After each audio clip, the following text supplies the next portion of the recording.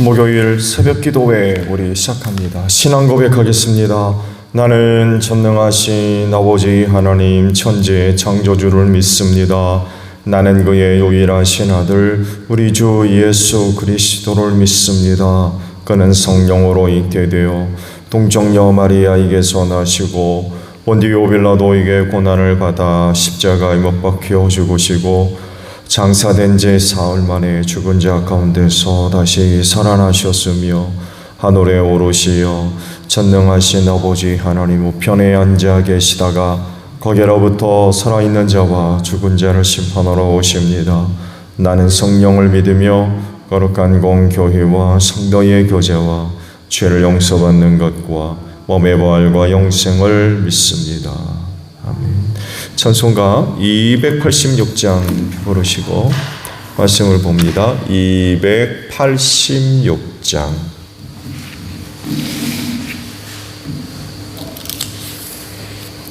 (286장입니다) 주 예수님 내 맘에 오사 날 붙들어 주시고 내 마음에 새 힘을 주사 늘 기쁘게 하소서.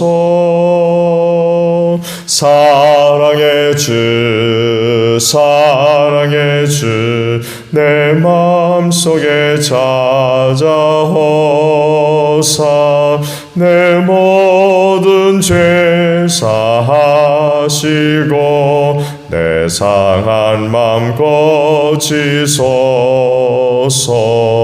주 예수님 내 맘에 오사 내 소원을 다하시고 내 무거운 짐 맡아 주사 참 평안을 주소서.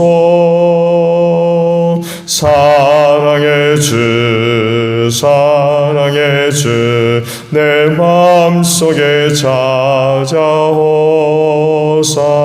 내 모든 죄 사하시고 내 상한 맘 고치소서. 주 예수님 내 맘에 오사 날 정결케 하시고 그 은혜를 내 맘에 채워 늘 충만케 하소서. 사랑의 주 사랑의 주 내 마음속에 찾아오사 내 모든 죄 사하시고 내 상한 맘 고치소서. 주 예수님 내 맘에 오사 내 길 인도하시고 주 성령을 내 맘에 채워 늘 충만케 하소서. 사랑의 주 사랑의 주 내 마음속에 찾아오사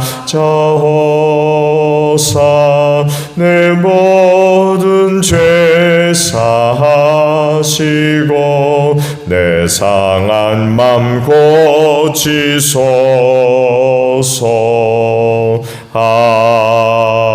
아멘.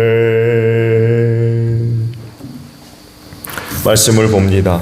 예레미야 32장 36절로 44절 마지막 절까지 보겠습니다. 예레미야 32장 36절로 마지막 절이에요.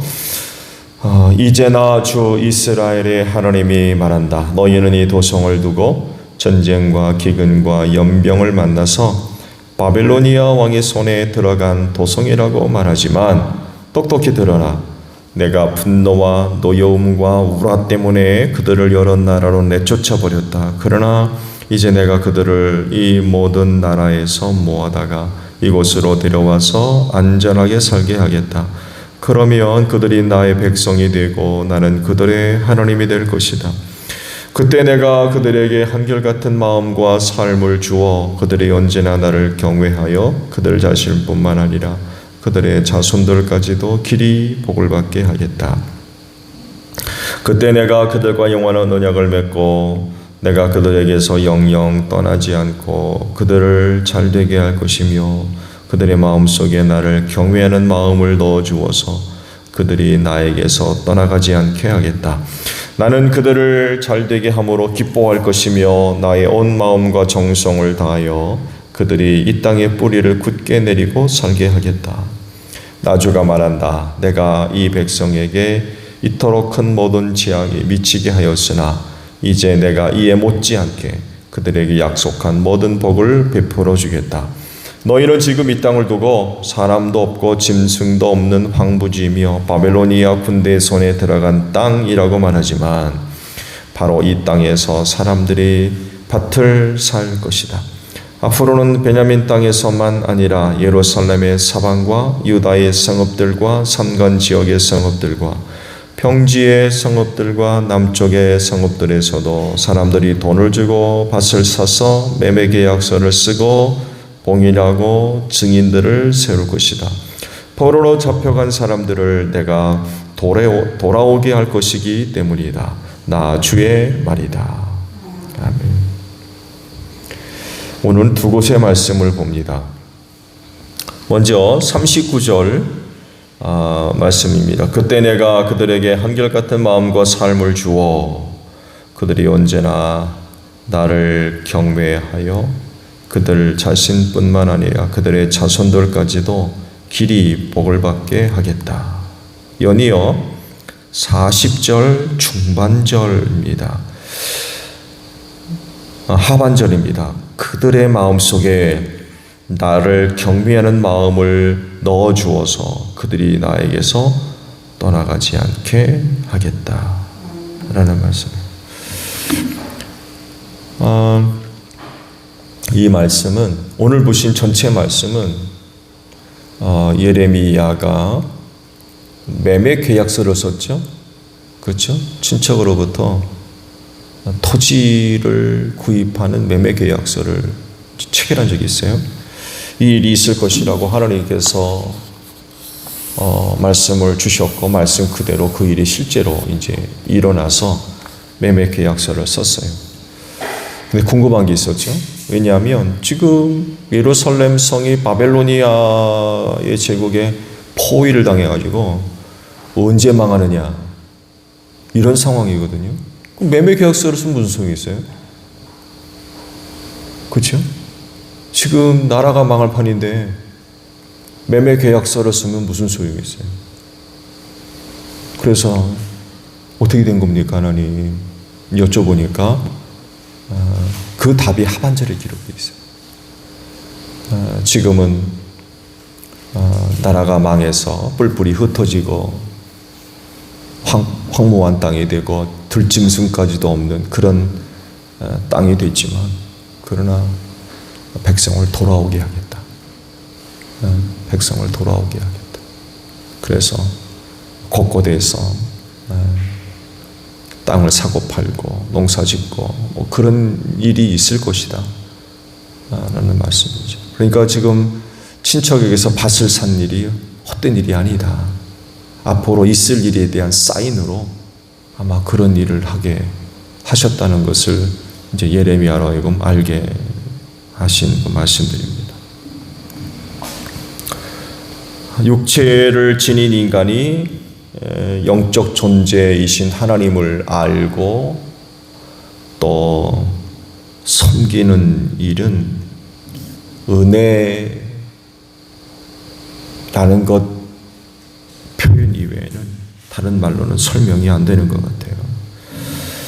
인간이 아무리 뛰어난 지적 능력을 갖고 있어도 영으로 계신 하나님을 알고 또 믿는 것은 불가능하기 때문에 그렇습니다.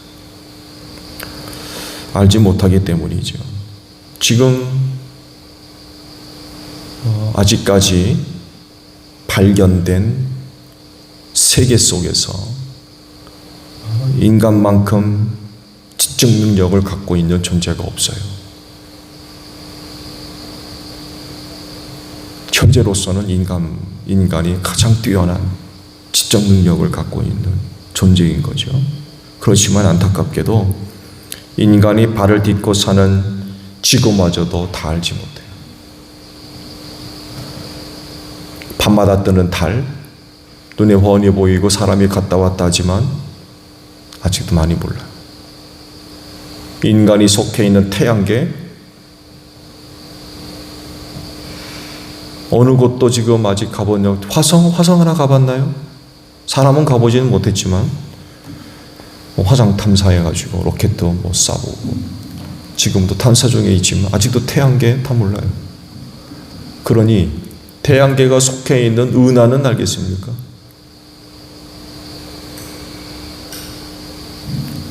그런데 영으로 계신 신적 존재인 하나님을 안다. 그 하나님을 믿는다. 라고 하는 건 정말 놀라운 것입니다. 눈에 보이는 물질 세계도 다 몰라가지고 쩔쩔매는데 바닷속 다 파악하지 못했어요. 땅도 마찬가지고요. 근데 초월적 존재를 알고 믿는다라고 하는 건 이건 정말 대단히 놀라운 일이고 그건 바로 하나님의 크신 은혜다라는 그런 그 사실입니다. 우리가 어떻게 해서 그 하나님을 알게 됐느냐라고 할 때 크게 두 가지입니다. 하나님의 계시, 곧 말씀이고요. 다른 하나는 예수 그리스도를 통해서입니다. 이 두 가지 확실한 증거는 하나님을 알고 믿는 데 있어서 엄청난 그런 그 도움을 주셨어요. 특히 사람의 몸을 입고 이 세상에 오신 성육신 사건은 사람들에게 하나님을 보여주신 사건이었죠. 더 놀라운 은혜는 하나님의 영이신 성령님이 그리스도 안에 늘 내주해 계신다는 것입니다. 그래서 그분을 통해서 정말 하나님을 알고 깨닫고 믿는 데 있어서 너무나도 큰 도움을 받았던 거죠. 이렇게 하나님을 알고 믿는 건 그리스도인 스스로에 있는 것이 절대로 아닙니다. 어떻게 하다 보니까 하나님을 알게 됐더라. 절대로 그렇지 않습니다. 그건 전적인 은혜로 이루어진 겁니다. 그래서 오늘 내가 하나님을 알고 믿고 섬기게 되었다라고 하는 사실은 이걸 얘기해요. 다른 게 아니라 바로 은혜 받았다라는 것입니다. 은혜를 받지 않고서는 물질적 존재인 인간이 영적 존재인 신적 하나님을 아는 건 불가능하기 때문에 그래요. 근데 안타깝게도 이 세상에 그렇게 많은 사람들이 있지만 그들 모두가 다 하나님을 아는 게 아니죠.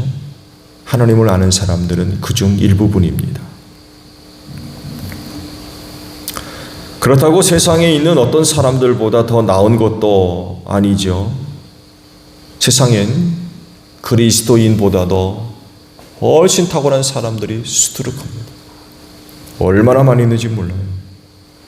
그런데도 그런 사람들로 하나님을 알고 믿게 하지 않으시고 부족한 사람들, 연약한 사람들, 이런 사람들을 하나님께서 선택하셔서 하나님을 알게 하시고 믿게 하시며 구원을 얻게 하셔서 우리 세상에서 강한 것, 뛰어난 것, 높은 것, 능력 있는 것들 부끄럽게 하신다고 말씀을 하고 계세요.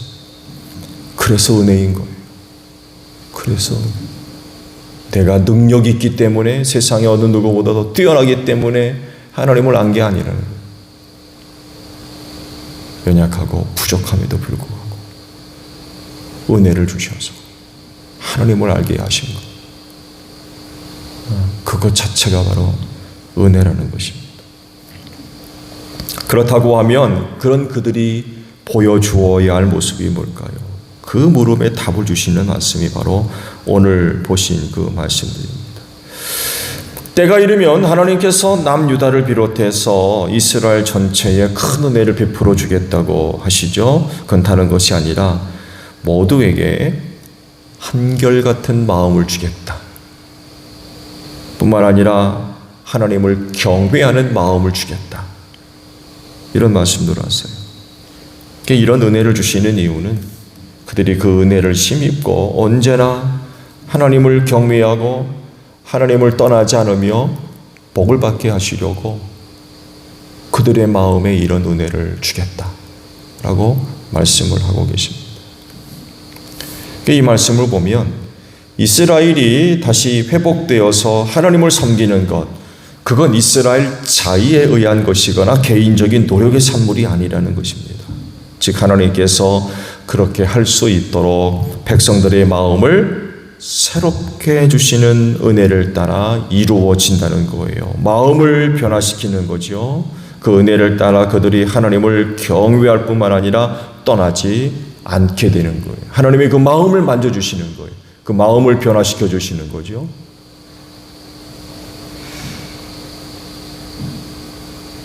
그래서 그 은혜를 따라 하나님을 경외하고 하나님을 떠나지 않는 그런 백성을 만드시는 것.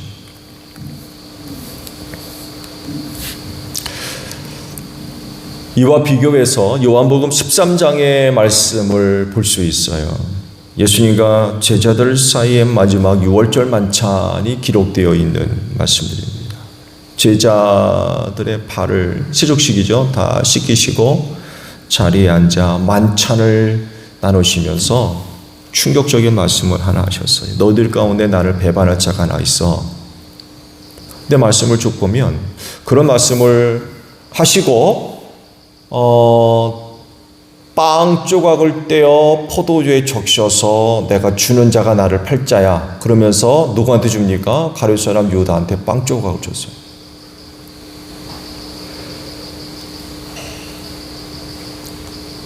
두 가지가 기록되어 있어요. 사탄이 그 마음속에 들어갔더라. 빵 조각을 받으면서 일어난 일이에요. 첫 번째, 사탄이 그 안으로 들어갔더라. 두 번째는요, 빵 조각을 받자마자 나갔더라. 두 가지가 기록되어 있어요. 가룟 사람 유다를 중심으로 해서 이 두 가지 일이 벌어졌고요. 당시 상황에 대한 말씀 하나가 기록됐는데 제자들이 예수님이 무슨 말씀을 하고 계시는지를 몰랐대요. 어두운 거죠. 그렇게까지 말씀을 하셨는데도 무슨 말씀을 하시는지를 몰랐대요.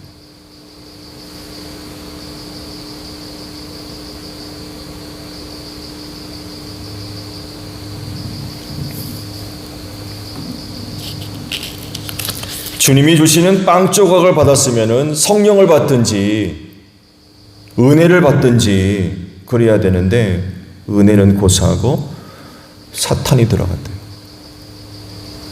어떤 사람한테는 이런 일이 벌어져요.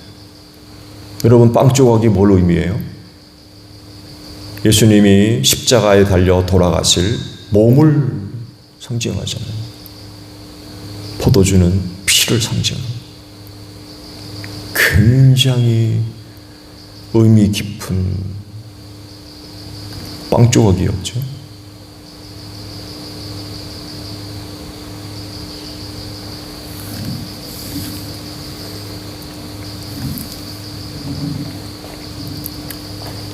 말씀드린 대로 그런 의미가 담겨 있는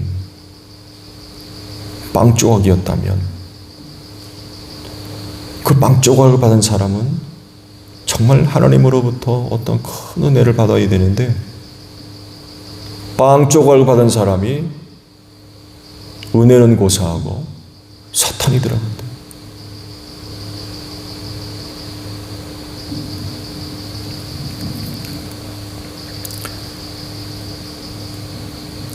가룟 사람 유다가 왜 이런 일이 벌어졌습니까?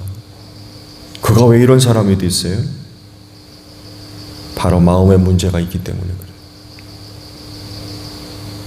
그 마음에 문제가 있어요. 하나님께서 가룟 사람 유다의 마음을 고쳐주지 않으셨어요.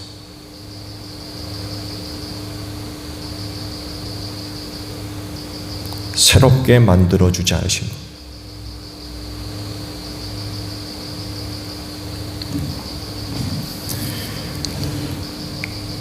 여러분의 마음, 여러분의 것 아닙니다.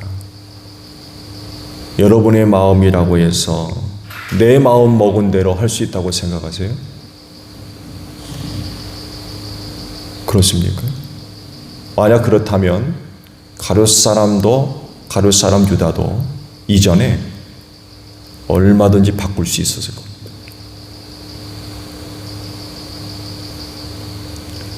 또 그도 그럴 수밖에 없었던 이유는 여러분 아시듯이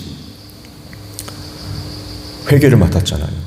가룟 유다가 돈자루를 맡고 있었다고 했거든요. 아마 적지 않은 돈을 만졌을 겁니다. 예수님의 공동체가 12명이 아니잖아요. 예수님의 제자들 많이 있었습니다. 예수님이 움직일 때마다 많은 사람들이 따라다녔거든요. 그리고 때때로 때가 되면 먹을 음식 가지고 걱정들을 많이 했거든요. 이 많은 사람들을 어떻게 먹일 거냐. 뭐가 필요해요? 당연히 돈이 필요하거든요. 근데 놀랍게도 알게 모르게 많은 사람들이 후원을 했던 것 같아요. 예수님의 공동체를 위해서 많은 후원들이 있었던 것 같아요. 그걸 가룟 사람 유다가 만졌던 거죠. 관리했어요. 근데 요한에 의하면 돈자루에서 돈을 훔쳐갔다. 이렇게 기록하고 있어요. 그런 그 악한 마음이 오랫동안 지속되니까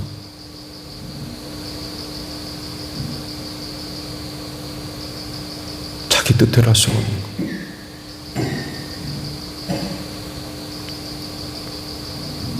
변화가 어려운 거죠.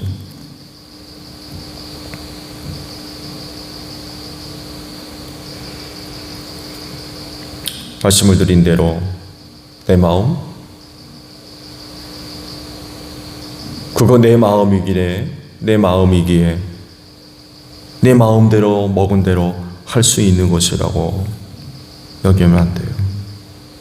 그 마음 하나님께서 만져주지 않으시면 가룟 사람 유다 같은 일들도 벌어질 수 있어요. 마음을 안 바꾸는 거, 못 바꾸는 거죠.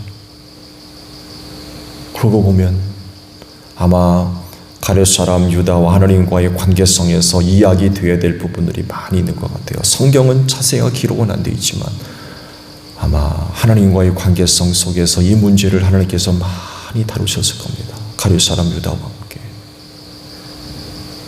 기회를 날려버린 거죠.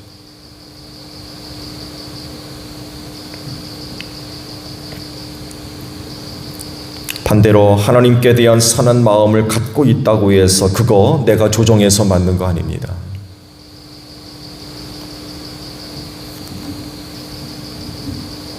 하나님이 우리의 마음을 만져주셨어요. 선한 마음 하나님이 주신 거예요. 내가 그렇게 하겠다고 마음 먹어서 되는 게 아니라는 거예요.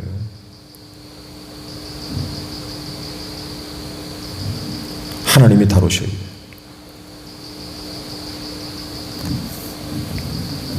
성경에 유명한 그런 그 팔복이 있죠. 첫 번째가 뭡니까? 마음이 가난한 자를 말씀하셨어요. 마음이 가난한 자는 복이 있나니 하늘나라가 저들의 것이다. 왜 그래요? 왜 마음이 가난한 자가 복이 있어요? 왜냐하면 그 마음에 하나님께서 은혜를 주셨기 때문에 그래요. 마음이 가난하니까 없는 거예요. 없어. 마음이 비어 있어요.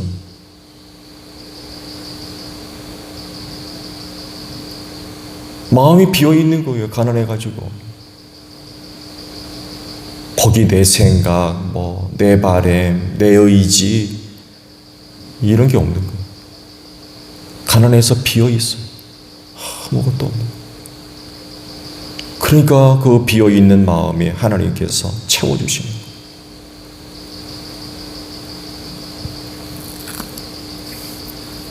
그래서 그리스도인은 마음을 비워서 하나님께 드려야 될 것 같아요. 하나님께서 그 마음을 주관하실 수 있도록 내어드리는 거죠. 마음 비우지 않으면 하나님 그 마음 주관하지 않습니다.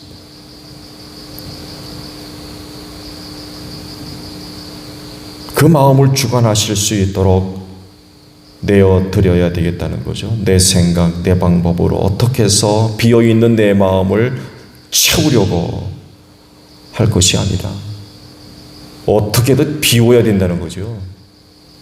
채워야 될 게 아니라 비워야 돼요. 그리고 하나님께로 드려서 하나님께서 채우실 수 있도록. 근데 그렇게 하지 않으면 사탄이 들어가는 거죠. 예수님이 유다에게 주신 빵 조각은 말씀드린 대로 십자가에서 못 박혀 죽을 예수님의 몸이고 피였어요. 그런 놀라운 은혜도 마음을 비우지 않은 사람은 그런 놀라운 은혜를 받을 때 은혜로 채워지는 게 아니라 사탄으로 채워져요.